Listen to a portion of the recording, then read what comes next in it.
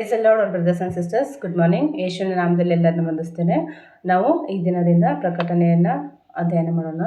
ಕರ್ತನ ಆತ್ಮನು ಕೇಳುವಂಥ ನಿಮ್ಮನ್ನು ಕೂಡ ಹೇಳುವಂಥ ನಮ್ಮನ್ನು ಕೂಡ ಕರ್ತನ ಆತ್ಮನು ನಡೆಸಿದ್ದಾರೆ ಎಂಬುದಾಗಿ ನಾನು ನಂಬ್ತೇನೆ. ಆಮೇಲೆ ಪ್ರೈಸ್ ದಿ ಲಾರ್ಡ್. ನಾವು ಪ್ರಕಟಣೆ ಅಧ್ಯಾಯ ಹೋಗೋಕ್ಕಿಂತ ಮುಂಚೆ ಪ್ರಕಟಣೆ ಅಂದ್ರೇನು, ಪ್ರಕಟಣೆ ಯೋಹಾನನಿಂದಲೇ ಯಾಕೆ ಬರೆಸಲ್ಪಟ್ಟಿತ್ತು ಎಂಬುದಾಗಿ ನಾವು ಸ್ವಲ್ಪ ಸಮಯ ನಾವು ಪ್ರಕಟಣೆ ಬಗ್ಗೆ ಇಂಟ್ರೊಡಕ್ಷನ್ ತಿಳಿದುಕೊಳ್ಳೋಣ. ಆಮೇಲೆ ಪ್ರೈಸ್ ದಿ ಲಾರ್ಡ್.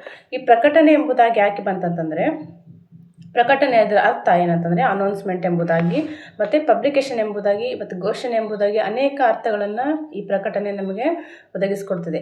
ಆದರೆ ರೆವ್ಯುಲೇಷನ್ ಅಂತಲೇ ಯಾಕೆ ಬಂತು ಇಂಗ್ಲೀಷ್ನಲ್ಲಿ ಅಂದರೆ, ಕನ್ನಡದಲ್ಲಿ ಪ್ರಕಟಣೆ ಅಂತಾರೆ, ಇಂಗ್ಲೀಷ್ನಲ್ಲಿ ಪಬ್ಲಿಕೇಶನ್ ಅಂತ ಹಾಕ್ಬೋದಿತ್ತು, ಅನೌನ್ಸ್ಮೆಂಟ್ ಅಂತ ಹಾಕ್ಬೋದಿತ್ತು.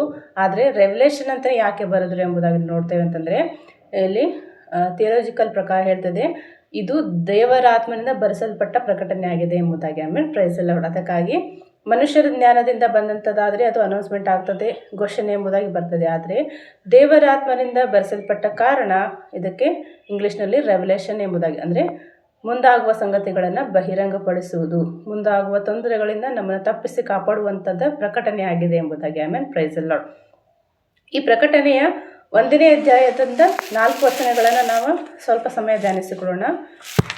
ವಾಕ್ಯ ಹೇಳ್ತದೆ, ಯೇಸು ಕ್ರಿಸ್ತನ ಪ್ರಕಟಣೆಯು ಆತನು ಬೇಗನೆ ಸಂಭವಿಸಬೇಕಾಗಿರುವ ಸಂಗತಿಗಳನ್ನು ತನ್ನ ದಾಸರಿಗೆ ತೋರಿಸುವುದಕ್ಕಾಗಿ ದೇವರಿಂದ ಈ ಪ್ರಕಟಣೆಯನ್ನು ಹೊಂದಿದನು. ಇದಲ್ಲದೆ ಆತನು ತನ್ನ ದೂತನನ್ನು ಕಳುಹಿಸಿ ಅವನ ಮೂಲಕ ಆ ಸಂಗತಿಗಳನ್ನು ತನ್ನ ದಾಸನಾದ ಯೋಹಾನನಿಗೆ ಸೂಚಿಸಿದನು ಎಂಬುದಾಗಿ. ಆಮೇಲೆ ಪ್ರೈಸ್ ದಿ ಲಾರ್ಡ್. ಈ ಪ್ರಕಟಣೆ ಯಾರ್ದು ಎಂಬುದಾಗಿ ನೋಡುವಾಗ ಇದು ಯೇಸು ಕ್ರಿಸ್ತನ ಪ್ರಕಟಣೆಯಾಗಿದೆ. ಆಮೇಲೆ ಪ್ರೈಸ್ ದಿ ಲಾರ್ಡ್. ಅಂದರೆ ಕ್ರಿಸ್ತನ ಪ್ರಕಟಣೆ ಅಂತಂದರೆ ಕ್ರಿಸ್ತನು ಈ ಲೋಕಕ್ಕೆ ಹೇಗೆ ಬಂದರು, ಮತ್ತು ಬಂದ ನಂತರ ಯಾವ ರೀತಿ ಜೀವಿಸಿದರು, ಮತ್ತು ತಿರುಗಿ ನ್ಯಾಯಾಧಿಪತಿಯಾಗಿ ಬರುವಾಗ ನಾವು ಯಾವ ರೀತಿ ಕರ್ತನಲ್ಲಿ ಸಿದ್ಧರಾಗಿರಬೇಕು, ಮತ್ತು ಕರ್ತನನ್ನು ಎದುರಿಸೋದಕ್ಕೆ ನಾವು ಯಾವ ರೀತಿಯಾಗಿ ನಮ್ಮೆಲ್ಲ ತಪ್ಪುಗಳಿದ್ದರೂ ಕೂಡ ಅವನ್ನೆಲ್ಲ ಯಾವ ರೀತಿ ಸರಿಪಡಿಸಿಕೊಂಡು ನಾವು ಜೀವಿಸಬೇಕೆಂಬುದಾಗಿ ದೇವರಾತ್ಮನು ಯೋಹಾನನಿಗೆ ತಿಳಿಸಿಕೊಡ್ತಾನೆ. ಏನಂತಂದರೆ ಯೇಸು ಕ್ರಿಸ್ತನ ಪ್ರಕಟಣೆ, ಇದನ್ನು ನೀನು ತಿಳ್ಕೊಂಡು ನೀನು ಎಲ್ಲರಿಗೂ ಹೇಳಿ ಎಂಬುದಾಗಿ. ಅಂದರೆ ಒಂದು ಎಕ್ಸಾಂಪಲ್ ಹೇಳ್ತೇವೆ. ಏನಂತಂದರೆ, ಒಂದು ಸಿಂಹ ಕಾಡಿನಲ್ಲಿ ಫ್ರೀ ಆಗಿದ್ದರೆ ನಾಡಿನಲ್ಲಿ ಜನರಿರುವಾಗ ಯಾರಿಗೆ ಭಯ ಇರುವುದಿಲ್ಲ.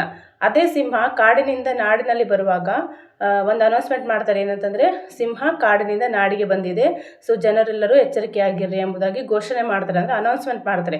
ಅಂದರೆ ನಾವು ಯಾರಾದರೂ ಆ ಬೀದಿಯಲ್ಲಿ ಓಡಾಡಬಾರ್ದು, ಯಾಕಂದರೆ ಸಿಂಹ ಹೊರಗೆ ಬಂದಿದೆ, ಯಾವ ಟೈಮಿನಲ್ಲಿ ಯಾವ ಅಟ್ಯಾಕ್ ಆಗುತ್ತದೆ ಗೊತ್ತಿಲ್ಲ ಎಂಬುದಾಗಿ.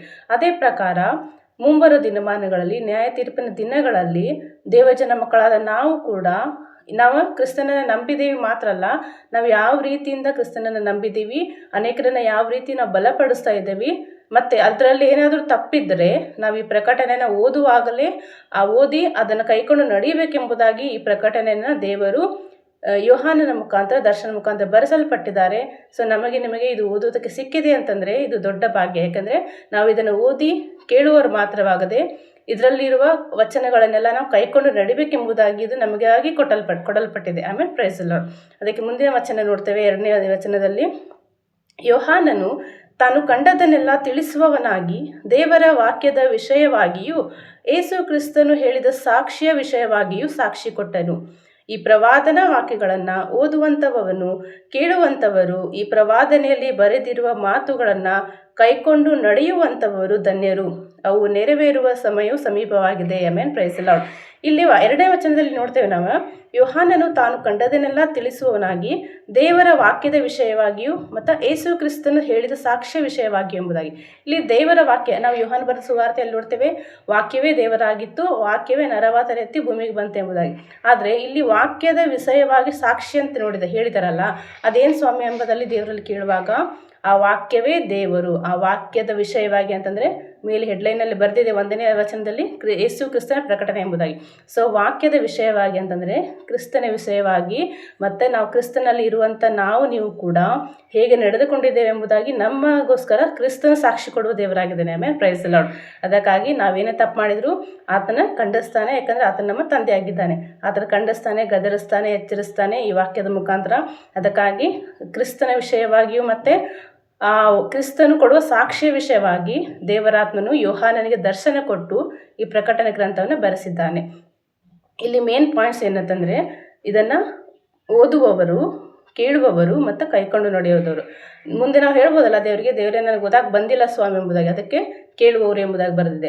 ಯಾಕಂದರೆ ಓದುವವರು ಮಾತ್ರ ಆಗಬಾರ್ದು, ಕೇಳುವವರು ಮಾತ್ರ ಆಗಬಾರ್ದು, ಇದನ್ನು ನಾವು ಕೈಕೊಂಡು ನಡೆಯುವವರಾಗಿರಬೇಕೆಂಬುದಾಗಿ ಈ ಪ್ರಕಟಣೆ ನಿಮಗೋಸ್ಕರ ಬರೆಯಲ್ಪಟ್ಟಿದೆ. ಆಮೇಲೆ ಪ್ರೈಸ್ ಲಾರ್ಡ್.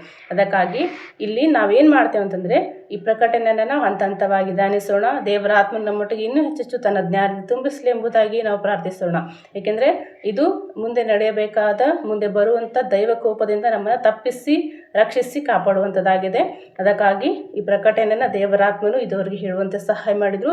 ನಾಳಿನ ದಿನದಲ್ಲಿ ನಾವು ಅನೇಕ ಸಭೆಗಳಿಗೆ ಯೋಹಾನನ ಮುಖಾಂತರ ದೇವರಾತ್ಮನು ಬರೆಸಿದಂಥ ಪತ್ರಿಕೆಗಳನ್ನು ಅನೇಕ ಸಭೆಗಳಿಗೆ ದೇವರಾತ್ಮನು ಬರೆಸಿದಂಥ, ಅಂದರೆ ಯಾವ್ಯಾವ ಸಭೆಗಳಲ್ಲಿ ಏನೇನು ತಪ್ಪುಗಳಾಗಿದೆ, ಯಾವ ತಪ್ಪನ್ನು ದೇವರಲ್ಲಿ ಆ ಸಭೆಯ ದೂತನಿಗೆ ದಂಡಿಸ್ತಾರೆ, ಅದನ್ನೆಲ್ಲ ನಾವು ವಾಕ್ಯದ ಮುಖಾಂತರ ಓದಿಕೊಳ್ಳುತ್ತಾ ನಾವು ತಿಳಿದುಕೊಳ್ಳೋಣ. ಈ ಪ್ರಕಟಣೆಯನ್ನು ಕೇಳುವಂಥ ನಿಮ್ಮೆಲ್ಲರನ್ನು ದೇವರಾತ್ಮನ ಆಶೀರ್ವದಿಸಲಿ. Praise the lord.